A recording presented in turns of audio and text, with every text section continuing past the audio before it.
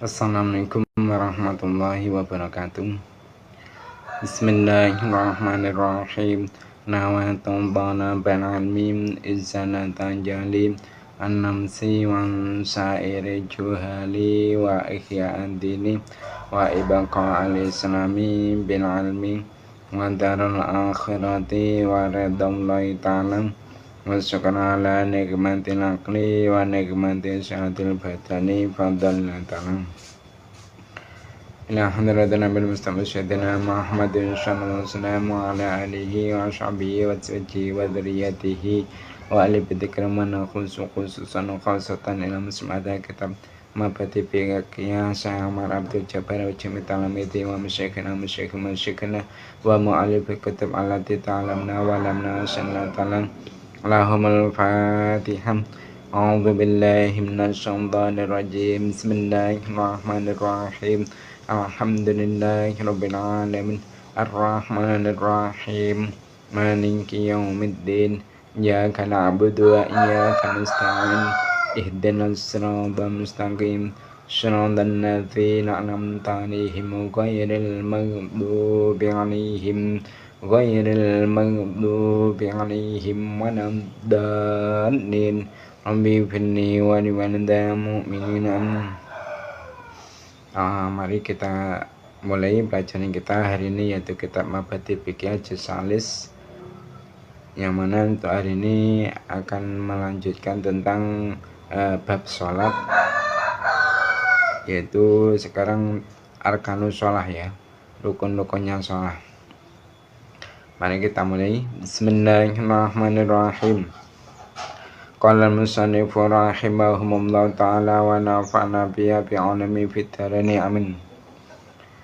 Arkanus sholati. Arkanus sholati utai kiku bab nerangake pro rukune salat. Arkanus sholati utai kiku bab nerangake pro rukune salat. Arkanus sholati. Arkanus sholati utai pro rukune salat. Arkanus sholati utai pro rukune salat iku salasata asyara. Iku salasata asyara ana 13. Iku salasata asyara ana 13. Jadi babnya ini melanjutkan tentang bab salat, tapi yaitu tentang rukun-rukunnya sholat. Berhubung sholat itu adalah merupakan ibadah, maka tentu ada syarat-syaratnya dan juga ada rukun-rukunnya, serta ada perkara-perkara yang membatalkan.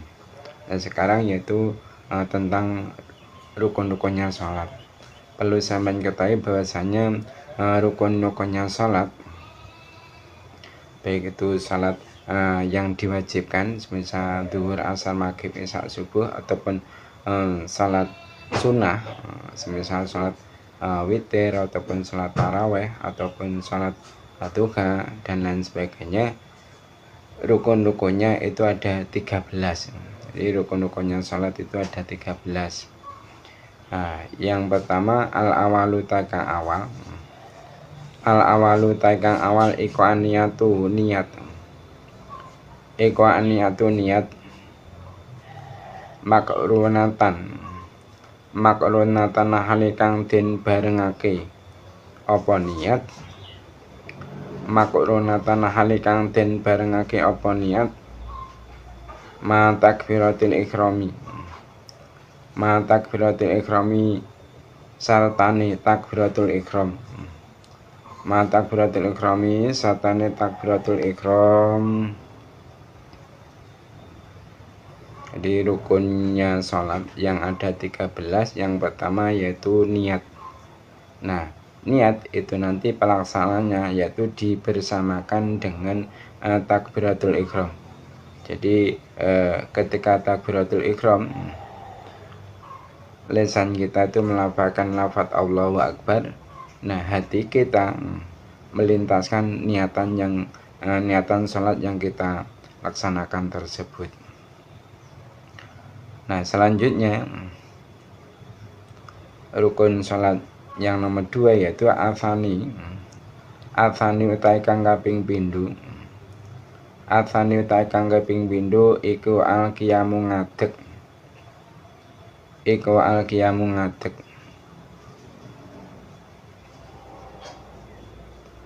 Lil qadiri kedhe wong kang kuwasa. Lil qadiri kedhe wong kang kuwasa fil fardhi ing dalem salat fardu. Fil fardhi ing dalem salat fardu. Nah, rukun salat yang nomor 2 yaitu salat itu harus dilakukan dengan cara berdiri. Dengan cara berdiri. Kalau memang salatnya adalah salat fardu. Jadi kalau salat yang dilakukan itu adalah salat fardu, maka harus dilakukan dengan cara berdiri kalau memang mampu. Namun kalau tidak mampu, ini nanti boleh salat fardu tadi dilakukan dengan cara duduk. Kalau memang tidak mampu dengan cara duduk, boleh juga dilakukan dengan cara tidur miring dengan bentukan anggota kanan. Kalau tidak mampu untuk melakukan salat fardu dengan cara tidur miring bentukan anggota kanan, maka diperbolehkan juga yaitu salat fardu dengan cara tidur telentang. Nah, namun kalau salat yang dilakukan itu adalah salat sunnah, walaupun toh mampu untuk berdiri, maka boleh baginya melakukan salat sunnah dengan cara duduk. Namun untuk pahalanya kalau salat sunnah dilakukan dengan cara duduk itu adalah separuh dari pahala salat sunnah yang dilakukan dengan cara berdiri. Jadi intinya yang nomor 2 rukunnya salat yaitu kalau memang salat fardu yang ia lakukan harus dilakukan dengan cara berdiri kalau mampu. Nah, terusnya al-salisu. Al-salisu utawi kang kaping 3. Al-salisu utawi kang kaping 3 iku takbiratul ikhrami. Takbiratul ikhram. Iku takbiratul ikhrami, takbiratul ikhram. Nah, adapun rukun salat yang nomor 3 yaitu takbiratul ikhram. Nah, takbiratul ikhram ini hanya tertentu yaitu menggunakan lafaz Allahu Akbar.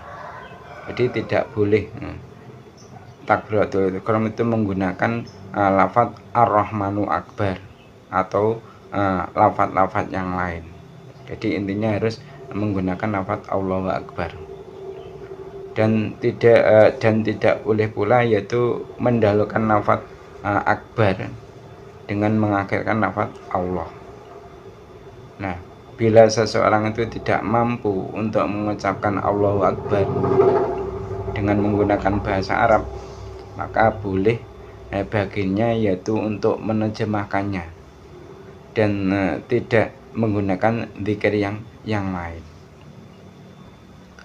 Nah, seterusnya rukunnya salat yang seterusnya yaitu ar-rabi'u. Ar-rabi'u utawi kang kaping 4. Ar-rabi'u utawi kang kaping 4 iku qiraatul Fatihati, maca surah Al-Fatihah. Iku qiraatul Fatihati, maca surah Al-Fatihah. Ini rukunnya salat yang nomor 4 yaitu membaca surah Al-Fatihah. Membaca surah Al-Fatihah. Nah, al-khamisu selanjutnya. Al-khamisu ta'i kang kaping 5. Al-khamisu ta'i kang kaping 5 iku ruku. Iku ruku matu makninati ing dalem sartane tumakninah. Matu makninati ing dalem sartane tumakninah. Nah, adapun rukun salat yang nomor 5 yaitu ruku secara tumakninah. Nah, minimal praktek ruku itu ialah sekira telapak tangan mushol itu dapat menjangkau kedua lutut, dan yang lebih sempurna yaitu orang yang ruku itu meluruskan punggung dan lehernya sampai lurus seperti hanya papan, dan menegakkan kedua betis dan juga kedua telapak tangannya itu diletakkan di kedua lututnya. Itu lebih sempurnanya. Nah, asadisu sekarang, asadisu tai kang kaping 6. Asadisu tai kang kaping 6 iku al-i'tidalu i'tidal. Iku al-i'tidalu utawa ngadeg jejeg ya. Iku al-i'tidalu i'tidal utawa ngadeg jejeg mantu makninati ing dalem sartane tumakninah utawa anteng. Mantu makninati ing dalem sartane tumakninah utawa anteng. Nah, adapun rukun sholat yang nomor 6 yaitu i'tidal secara tumakninah. Jadi ketika i'tidal ini juga harus ada tumakninahnya. Nah, i'tidal itu apa? Yaitu berdiri tegak setelah ruku. Setelah ruku terus berdiri tegak, itu dinamakan i'tidal. Nah, sekarang asabi'u tai kang kaping 7. Asabi'u tai kang kaping 7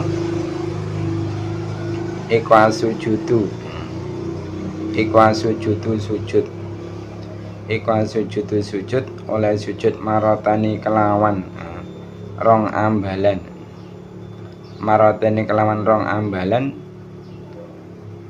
ma'atumakninati ing dalem satane tumakninah. Ma'atumakninati ing dalem satane tumakninah.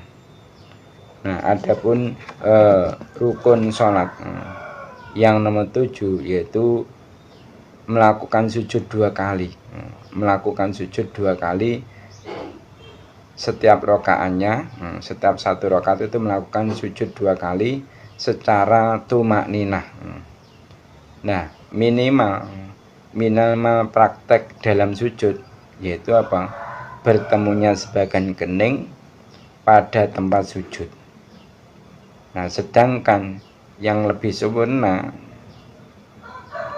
praktek sujud yaitu membaca takbir ketika turun dari i'tidal untuk melakukan sujud tanpa mengangkat kedua tangannya dan meletakkan kedua lutut, kemudian kedua tangan, lalu kening dan hidung secara bersamaan.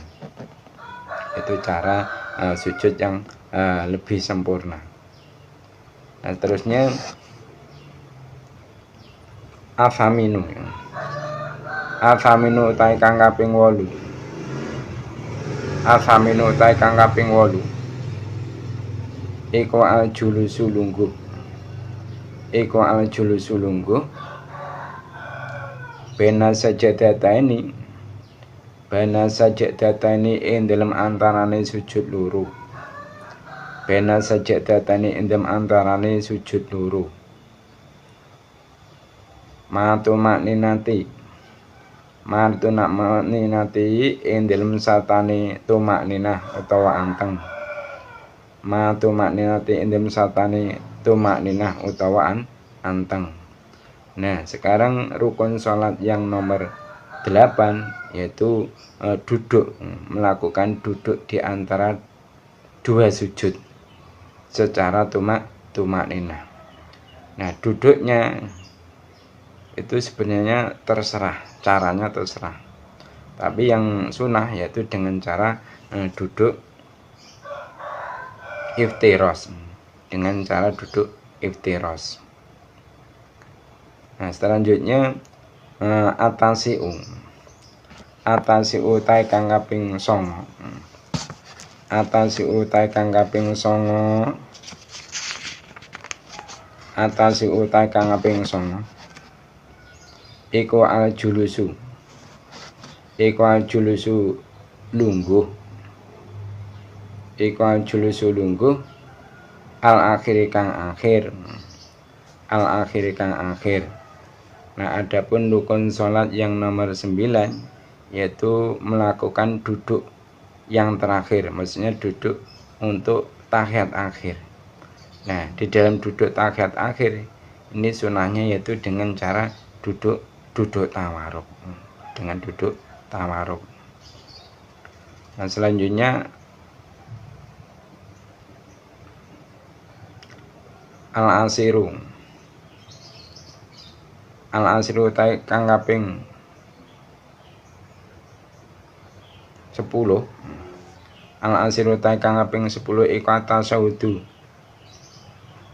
maca tahiyat, iku tasawudu maca tahiyat bil julusi ing dalem lungguh, bil julusi ing dalem lungguh al akhiri kang akhir, al akhiri kang akhir. Nah, adapun rukun salat yang nomor 10 yaitu membaca tahiyat akhir. Kapan? Yaitu ketika duduk di tahiyat akhir. Nah, tahiyat akhir itu bacaannya apa? Yaitu mulai at-tahiyatul sampai asyhadu alla ilaha illallah wa asyhadu anna muhammadar rasulullah. Kalau prakteknya kompletnya yaitu at-tahiyyatul mubarakatus salawatut thayyibatu lillah asyhadu alla ilaha illallah wa asyhadu anna muhammadar rasulullah. Ya, seperti itu. At-tahiyyatul mubarakatus salawatut thayyibatu lillah assalamu alayka ayyuhan nabiyyu wa rahmatullahi wa barakatuh. Assalamu alayna wa ala ibadillahi sholihin. Asyhadu an la ilaha illallah wa asyhadu anna muhammadar rasulullah. Itu bacaan tahiyat akhir. Nah, terusnya rukun salat yang nomor 11 ya. Al-hadiyata surata kang kaping 11. Al-hadiyata kang kaping 11. Iku as-salatu maca salawat.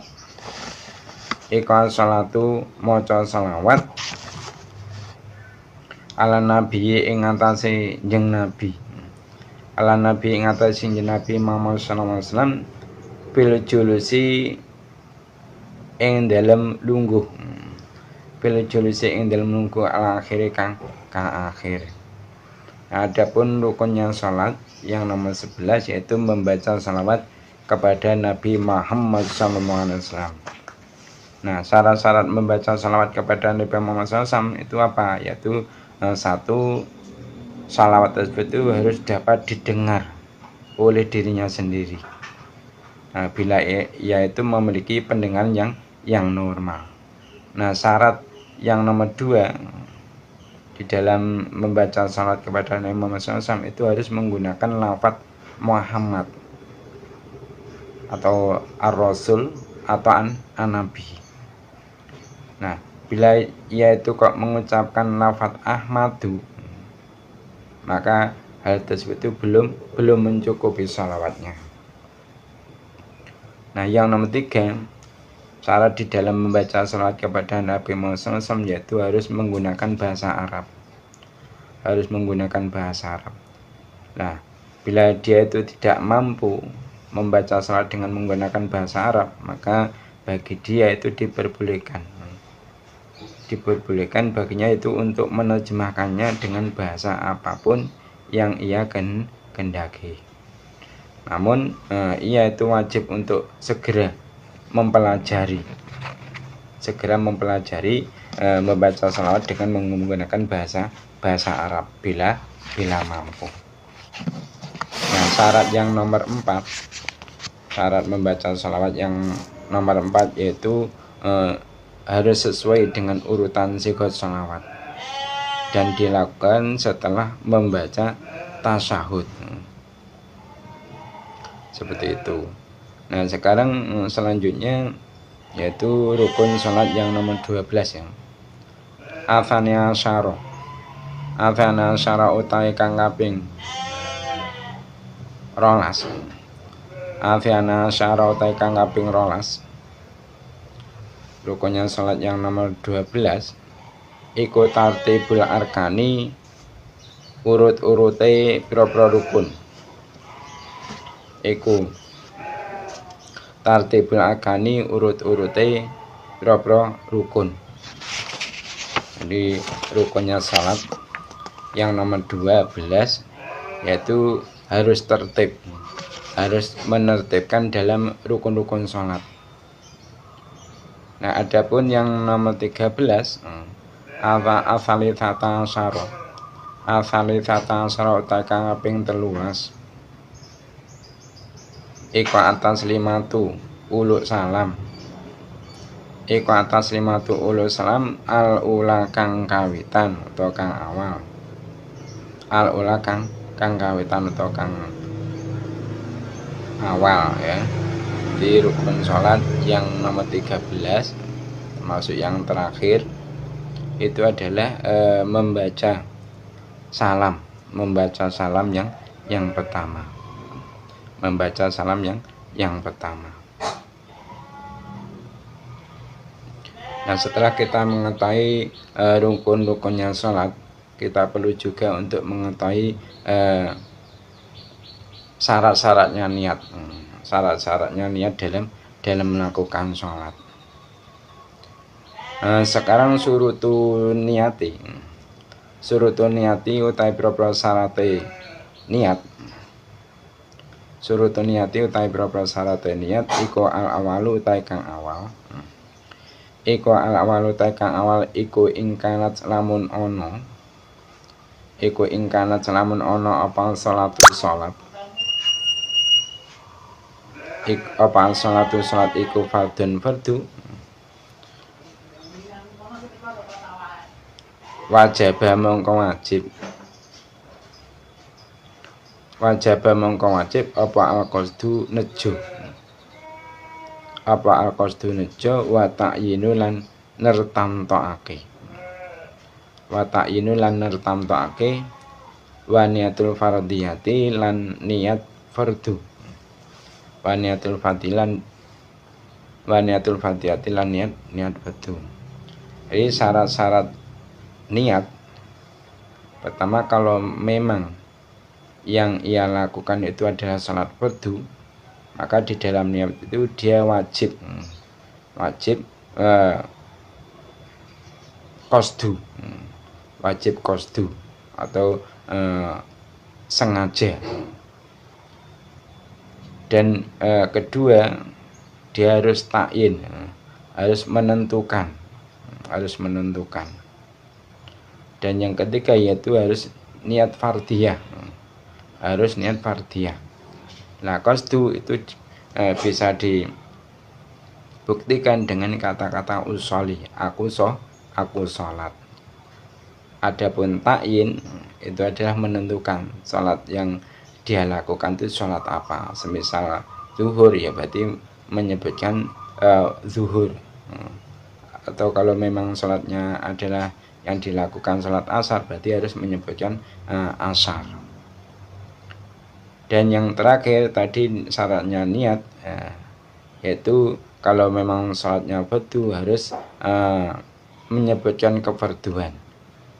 Jadi kompletnya kalau dipraktekkan yaitu usolli fardhu zuhri. Usolli fardhu zuhri. Aku sholat fardu zuhur.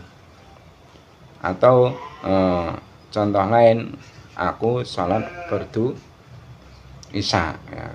Usolli fardhu isya'i. Itu syaratnya niat kalau memang yang kita lakukan ada sholat fardu. Harus menyebutkan, harus melintaskan 3 perkara tersebut di dalam hatinya. Pertama yaitu qasdu, kedua ta'yin, ketiga yaitu fardiyah, melintaskan fardiyah. Nah, afani utai kang kaping pindho. Afani utai kang kaping pindho.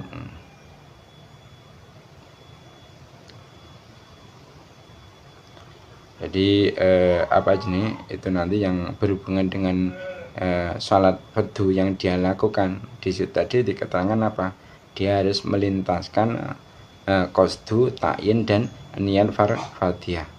Nah, sekarang bila sholat yang dikerjakan itu adalah sholat fardu, maka diharuskan yaitu qasdu atau menyengaja dengan kata-kata apa tadi? Usoli.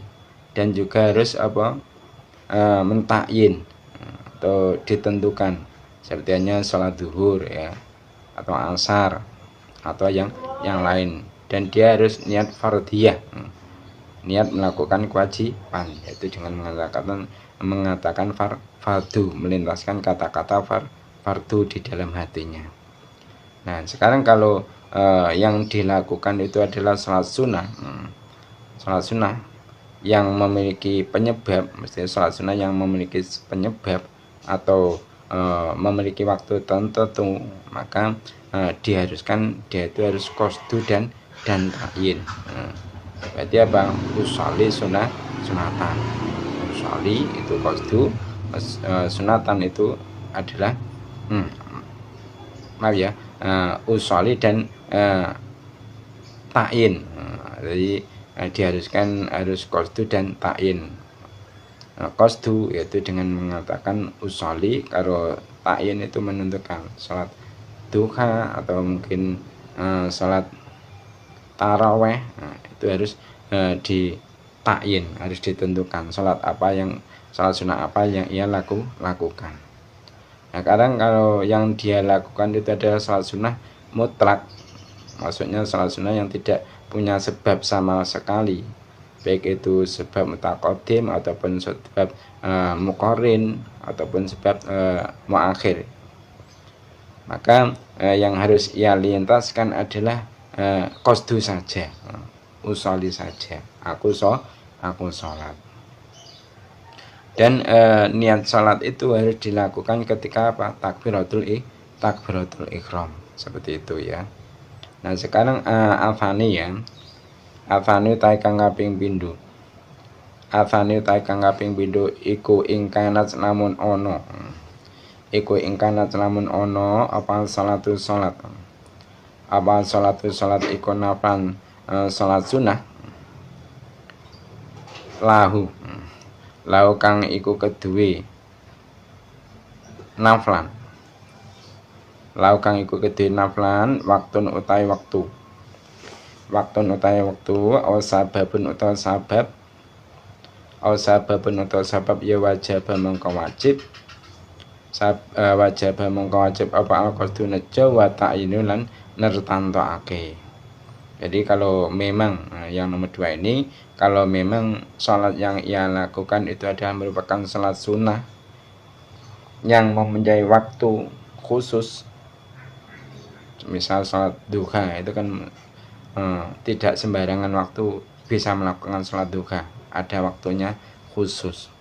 Atau sholat sunnah yang mempunyai sebab, semisal yaitu tahiyatul masjid. Salat tahiyatul masjid itu disyaratkan ketika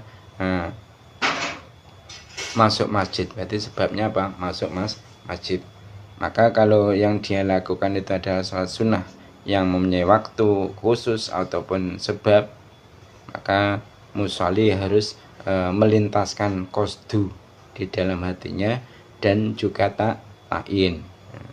Prakteknya yaitu harus melintaskan kata-kata usolli, aku sholat, dan menentukan sholat apa yang dia lakukan. Semisal apa tadi, mungkin sholat duha, melintaskan kata-kata sholat duha di dalam hatinya.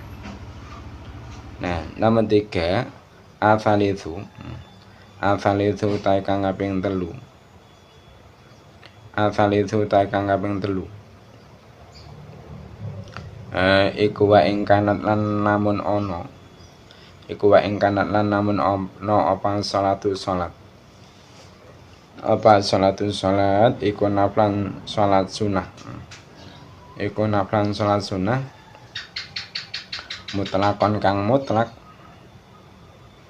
Mutlakon kang mutlak ya wajib mongko wajib apa al-qasdu nejo. apa al-qasdu nejo fakat mongko hale bloko. Fakat mongko hale bloko. Nah, yang ketiga syaratnya niat, yaitu kalau memang yang ia lakukan itu adalah sholat sunnah mutlak, maka wajib baginya yaitu melintaskan qasdu saja, yaitu aku sholat atau usolli. Nah, sholat sunnah mutlak itu apa? Yaitu sholat sunnah yang tidak terikat dengan waktu dan sebab. Jadi setiap sholat sunnah yang tidak terikat dengan waktu dan sebab itu dinamakan sholat sunnah mutlak. Maka di situ ketika niat sholat hanya cukup melintaskan qasdu saja, aku sholat, begitu aja di dalam hatinya. Nah, sekarang terusnya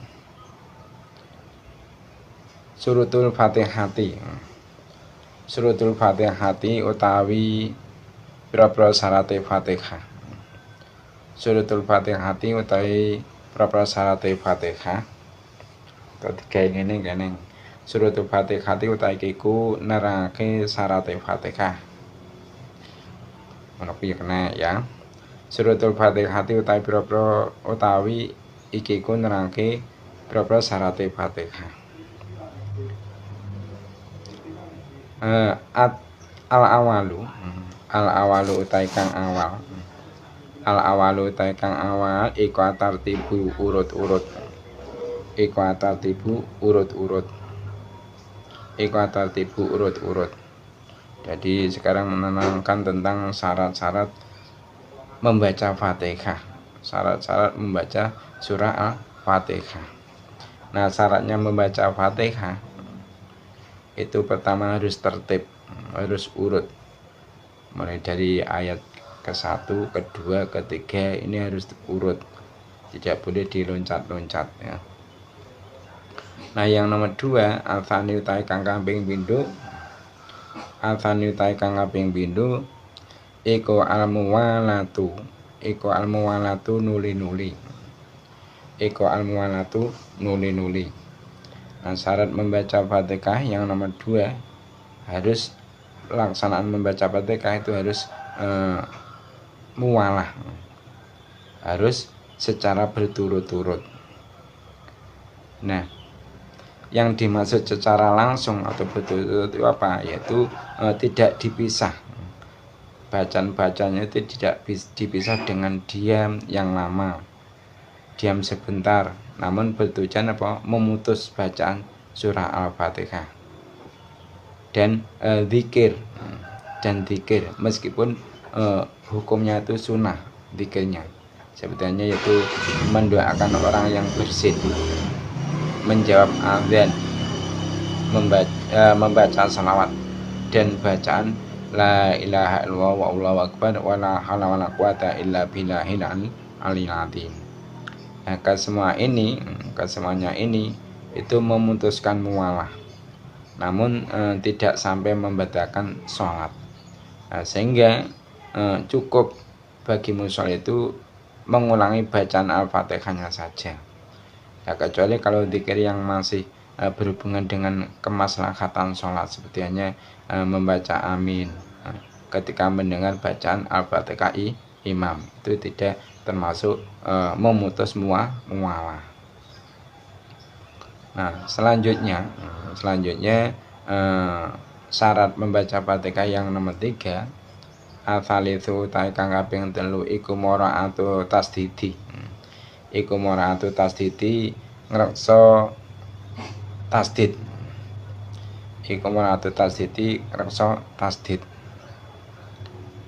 Nah, sekarang syarat membaca Fatihah yang nomor 3 yaitu harus menjaga tasdid yang ada pada surah Al-Fatihah.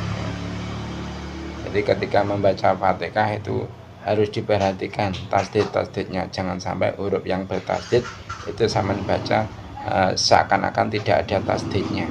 Kenapa? Karena setiap huruf yang bertasdid itu mengandung dua huruf. Kalau kita hilangkan tasdidnya maka akan mengurangi huruf dari Fatihah tersebut. Nah, selain itu juga harus menjaga jumlah huruf-huruf Al-Fatihah, yaitu sebanyak 156 huruf, termasuk basmalah dan bacaan maliki yang dibaca panjang. Nah, selanjutnya Arabiu utai kang kaping 4. Arabiu utai kang kaping 4 iku adamu lahni ora anane pelon. Iku adamu lahni ora anane pelon al-mukhili kang nacatake. Al-mukhili kang nacatake. Al-mukhili kang nacatake. Bil makna kelawan makna.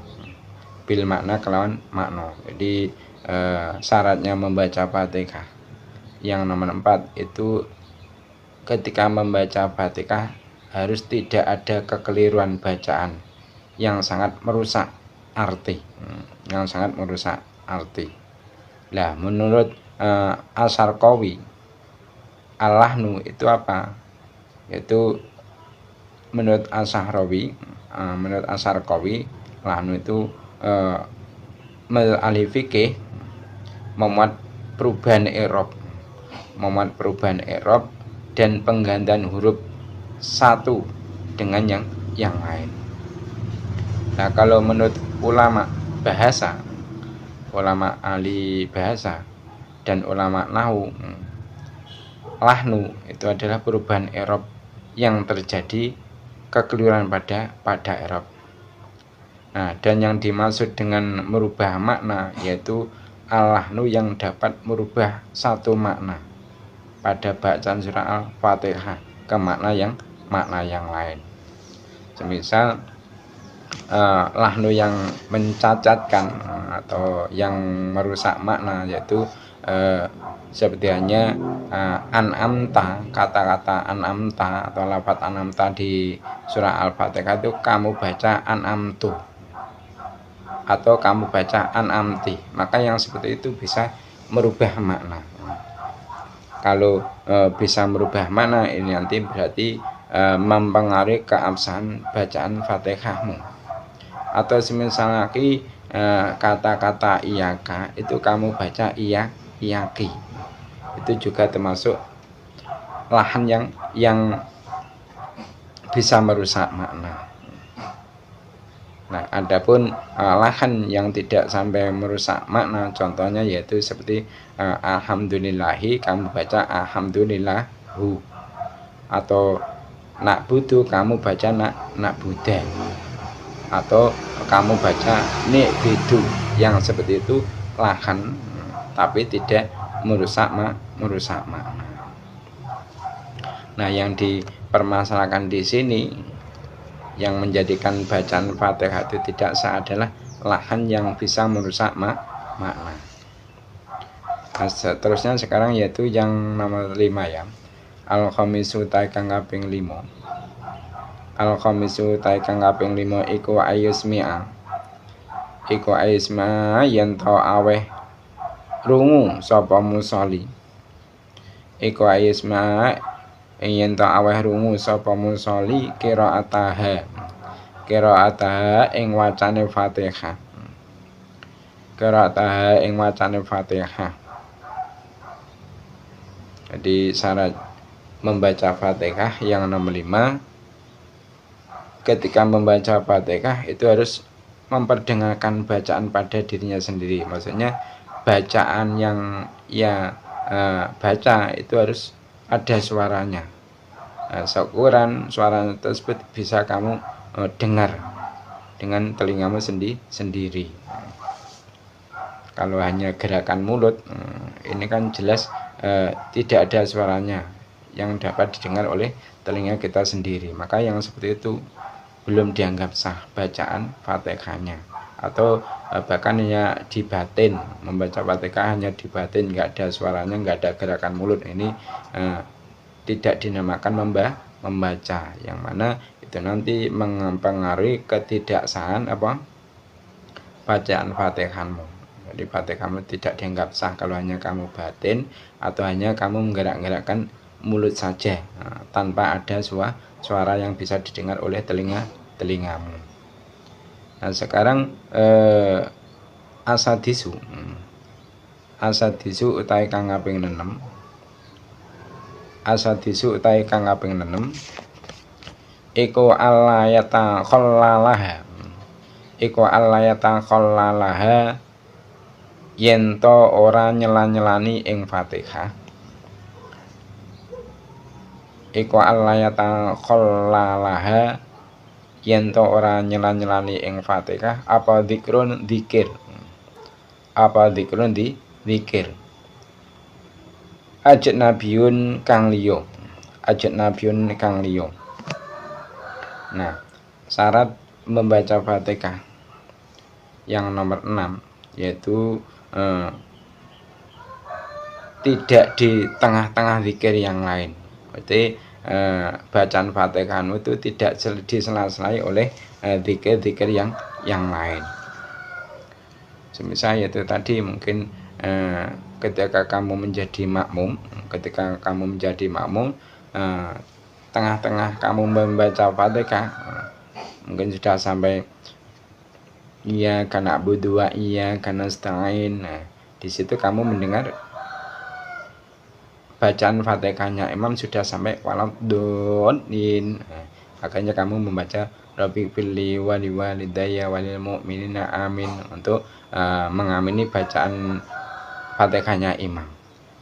Maka yang seperti itu berarti kamu menyela-nyelai Fatihahmu dengan zikir yang lain. Yang seperti itu menjadikan Fatihahmu tidak sah. Nah, selain syarat-syarat yang telah disebutkan tadi itu terdapat juga syarat yang lain, yaitu membaca surah Al-Fatihah ketika berdiri. Jadi syaratnya membaca Fatihah itu dalam kondisi berdiri. Ini membahas masalah bacaan Fatihah di dalam sholat ya. Dan bacaan Fatihah itu harus menggunakan bahasa Arab, meskipun yaitu menggunakan bacaan sebagai pengganti dari surat Al-Fatihah. Dan syaratnya lagi yaitu tidak menterjemah pengganti Al-Fatihah ketika bacaan tersebut adalah ayat yang diambil dari Al-Quran. Nah, berbedanya ketika berupa zikir, maka diperbolehkan untuk diterjemah. Dan syaratnya lagi yaitu tidak menggunakan bacaan yang syad, yaitu bacaan di luar bacaan qiraah sab'ah. Dan syaratnya membaca Fatihah lagi yaitu tidak terdapat hal yang memalingkan dari bacaan dan disertai niat membaca atau dimutlakan. Nah, secara ringkas syarat-syarat membaca Al-Fatihah itu terdapat 10. Terdapat 10 syarat.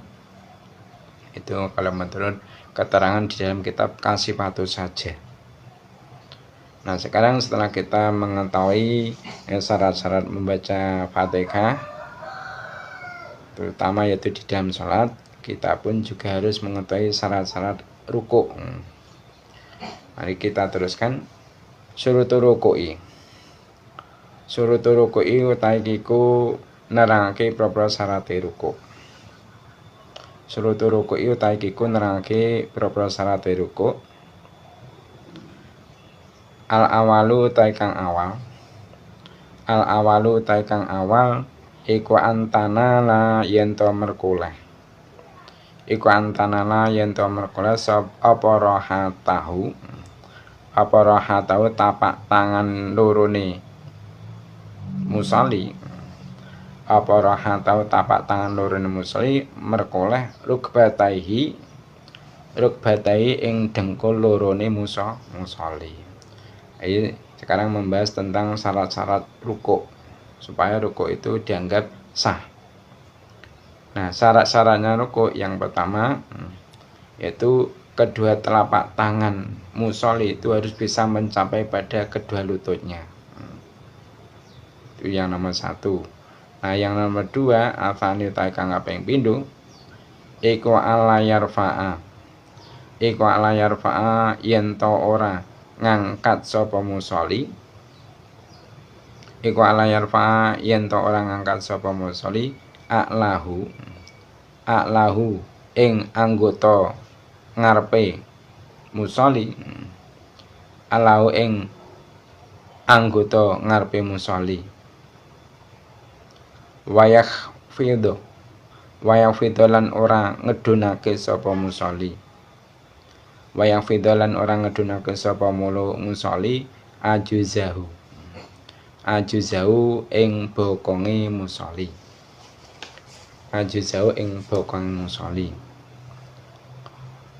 wayu kodimalan yento ora ngajakake sapa musolli sadarahu ing dodone musolli. Nah, syarat rukuk yang nomor 2 yaitu tidak boleh mengangkat anggota tubuh bagian depan, menurunkan pantat serta memajukan dada. Itu syarat yang kedua. Nah, setelah kita mengetahui syarat-syarat rukuk, kita pun juga perlu ya untuk mengetahui syarat-syarat sujud. Syurutus sujudi utahe iku nerangake propro syarate sujud. Syurutus sujudi utahe iku nerangake propro syarate sujud. Al-awalu utahe kang awal iku ayakuna yen to ana apa sujud iku ala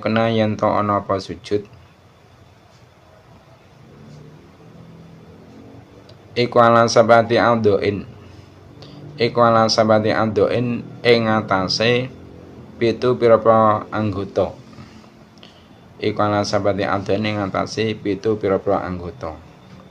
Jadi sekarang membahas tentang syarat-syarat sujud. Nah, syarat-syarat sujud yang nomor 1 yaitu sujud musolli itu harus sujud dengan 7 anggota badan. Nah, ketujuh anggota sujud itu apa saja? 7 anggota sujud itu 1 yaitu kening. Nah, batasan panjangnya yaitu bagian di antara kedua pelipis. Nah, sedangkan lebarnya yaitu bagian di antara tempat tumbuhnya rambut sampai kedua alis. Nah, anggota sujud yang nomor 2 apa? Yaitu kedua telapak tangan bagian dalam, yaitu bagian yang dapat membatalkan wudhu. Maka cukuplah meletakkan sebagian dari jari-jari atau telapak tangan. Nah, anggota sujud yang nomor 3 apa? Yaitu kedua lutut. Nah, anggota sujud yang nomor 4 yaitu jari-jari bagian dalam dari kedua kaki. Nah, dan disunahkan yaitu meletakkan ketujuh anggota tubuh tersebut secara berurutan, yaitu meletakkan kedua lutut terlebih dahulu, terus kedua telapak tangan, kemudian kening bersamaan dengan hidung. Itu syarat sujud yang nomor 1. Nah, afani utahe kang kaping pindho iku antakona yen to ana apa aljabhatu bathuk iku maksufatan kang den buka. Nah, syarat sujud yang nomor 2 yaitu keningnya itu harus terbuka. Kening musolli itu harus terbuka, harus tanpa ada penghalang. Makanya tadi kan dibahas di dalam masalah aurat perempuan itu apa? Aurat perempuan ketika sholat yaitu seluruh tubuhnya kecuali wajah dan telapak tangan luar dalam. Nah, wajah ini harus terbuka karena itu bukan aurat. Selain itu juga nanti ketika sujud itu keningnya itu harus terbuka. Kalau memakai cadar ya, itu otomatis kan keningnya tertutup. Itu nanti bisa merusak syarat sujud yang nomor 2 ini. Nah, terusnya al-thalitsu ta kang kaping 3. Al-thalitsu ta kang kaping 3 iku alayas juda. Iku alayas juda yen to ora sujud sapa musolli. Iku alayas juda yen to ora sujud sapa musolli ala sain ing atase suwiji-wiji. Ala sain ing atase suwiji-wiji. Ya taharraku kang obah-obah. Ya taharraku kang obah-obah. Apa sae bi harakati kelan sebab obahe musolli. Bi harakati kelan sebab obahe musolli. Nah, syarat sujud yang nomor 3 yaitu tidak melakukan sujud di atas benda yang bergerak disebabkan gerakan orang yang sholat itu sendiri. Itu syarat sujud yang nomor 3. Nah, selain syarat-syarat tersebut, orang yang sujud itu harus menekan kepala pada tempat sujud ketika turun untuk melakukan sujud, tidak untuk tujuan lain. Jadi ketika sujud itu juga disyaratkan ketika turun itu tidak turun kecuali hanya untuk sujud. Kalau turunnya itu untuk tujuan yang lain, maka tidak sah sujudnya tadi. Dan syaratnya lagi sujud itu apa? Harus mengangkat bagian tubuh belakang. Maksudnya pantat dan sampingnya itu harus diangkat. Serta harus merendahkan bagian depan. Apa bagian depan? Yaitu kepala dan kedua pundak. Dan sujud itu harus dilakukan secara tuma'ininah. Jadi harus ada tuma'ininah. Tuma'ininah itu apa? Yaitu tenang sebentar setelah gerak. Seperti itu ya. Itu syarat-syarat sujud yang perlu kita pahami dan perlu kita ketahui demi sahnya sujud kita. Kalau sujud kita itu sah, maka itu nanti mempengaruhi terhadap keabsahan sholat yang kita lakukan. Tapi kalau sampai sujud kita saja tidak sah, niscaya sholat yang kita lakukan pun juga tidak sah. Makanya masalah ibadah ini perlu untuk diilmoni. Kenapa? Karena suatu ibadah yang tanpa diilmoni itu nanti tidak ada manfaatnya, tidak ada gunanya. Wong ibadah tak ngerti syarat rukun ini tiwas kesel akhirnya nono liruni. Jadi orang yang beribadah tanpa mengetahui syarat rukunnya, maka dia hanya capek, mendapatkan capek tak saja, tidak mendapatkan pahala dari Allah Subhanahu wa taala. Nah, sekarang yang terakhir yaitu sesi tanya jawab. Pertanyaan yang nomor 1, silakan. Pertanyaan yang nomor 1, kam arkanus sholati. Ada berapa rukun-rukunnya sholat? Pertanyaan yang nomor 2, ma surutu niati. Apa syarat-syaratnya niat? Pertanyaan yang nomor 3, ma surutul fatihati. Apa syarat-syarat membaca Fatihah? Khususnya di dalam sholat ya. Terus yang nomor 4, pertanyaannya nomor 4, ma surutu ruku. Apa syarat-syarat ruku? Supaya ruku kita itu dihukumi sah, syaratnya apa saja? Saya menyebutkan ya. Terus pertanyaan yang terakhir, yaitu pertanyaan yang nomor 5, ma surutu sujud. Apa syarat-syarat sujud? Syarat-syaratnya sujud itu apa saja? Saya menyebutkan. Mungkin itu saja yang dapat kita sampaikan untuk kajian kitab Abadi Bekia hari ini. Ada kurang lebihnya mohon maaf. Mari kita tutup majelis ini dengan membaca doa kafaratul majelis.